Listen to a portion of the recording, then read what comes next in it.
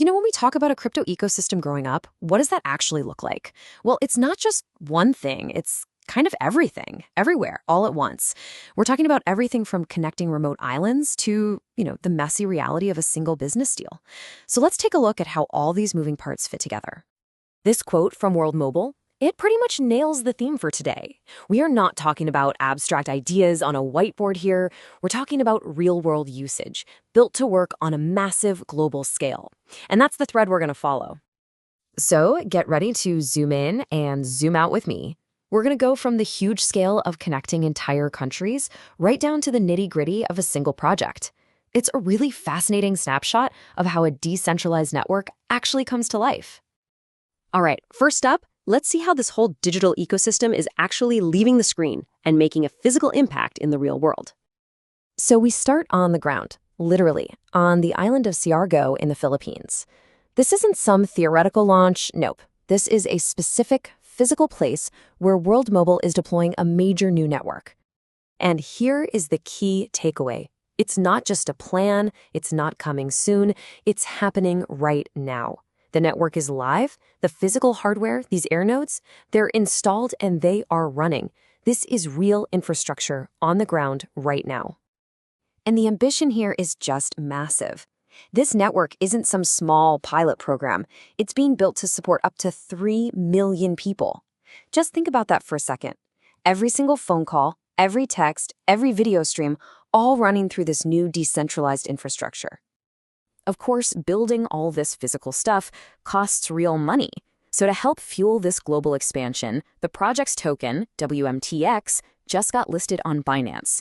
And being on a huge exchange like that makes it way easier to raise funds and manage the project's finances, which in turn helps get more of that real-world hardware out there. Okay, so while networks like World Mobile are expanding outward, there's some absolutely crucial work happening inward to build a stable digital economy. Let's take a look at that financial foundation. Right at the heart of this is something called a stablecoin, a crypto token that's designed to hold a steady value, like a dollar. Indigo Protocol's Peg Stability Module, or PSM, is basically a tool that makes sure their stablecoin, iUSD, is always worth $1. That kind of reliability is absolutely critical for any kind of serious finance. And this shows you exactly how it works. It's a super straightforward 3-step process. You pop in a stablecoin like USDC, mint Indigo's stablecoin, iUSD, at a perfect 1-to-1 ratio. And then you can reverse the whole thing just as easily. No complicated markets, no slippage, just simple, predictable swaps. So why does this all matter? Well, it boils down to one word: trust. Users who are borrowing or lending can feel confident in the value of their money. And that stability, that's the bedrock you need for the world of decentralized finance, or DeFi, to really take off on the network. And we're already seeing real economic activity build on these foundations. Take a project called Bodega, which is a marketplace. They've already distributed over 100,000 ADA. That's the native currency of the Cardano network in rewards. That's real value being created and shared between their community and creators. But here's the thing. Projects aren't just building in their own little bubbles. The next piece of this puzzle is how they connect with each other to make the entire network stronger. Here's a perfect example. The Walkers project asked its community, hey, should we join a DAO, which is basically a member-owned group that makes decisions together? And as you can see from the vote, the community gave them a huge, resounding yes. So what do they get out of it? Well, joining this group gives them some immediate benefits. They get more eyes on their project, a direct line to work with other serious projects, and even a way to potentially get funding for future development. It's really all about strength in numbers. And these partnerships are getting more and more professional. Just look at this agreement between Iagon, a data storage project, and Midnight, a privacy platform. They've formalized rules for handling sensitive data, making sure they're compliant with regulations, and clearly defining who's responsible for what.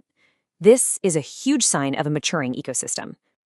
Okay, now let's zoom all the way in. We're going from global partnerships down to the day-to-day reality of running a small business in this space, where things can get, well, messy and real. So this number, 3,369 ADA, is the monthly profit for a project called Angel Finance. It's a real number. It represents real success. They earn this through their operations, which shows they have a viable business model that's actually working.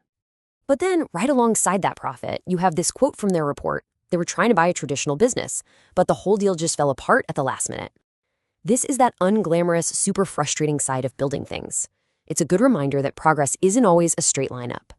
And I think this slide is so fascinating because it shows exactly how they handle their success. They're totally transparent about their earnings, they give 80% to their token holders as rewards, and they reinvest the other 20% right back into the business. It's just a clear, sustainable model. So, we've looked at global networks, foundational finance, strategic partnerships, and the real on-the-ground business struggles. Let's zoom out one last time and try to connect all these dots. And this really is the central question, isn't it? You've got these massive top-down infrastructure projects happening at the exact same time as these bottom-up, scrappy business ideas. You see sophisticated financial tools being built right alongside community-driven partnerships. So is this kind of chaotic, multi-layered, parallel progress? Is this the actual blueprint for how a decentralized future gets built? It's a fascinating thought to end on.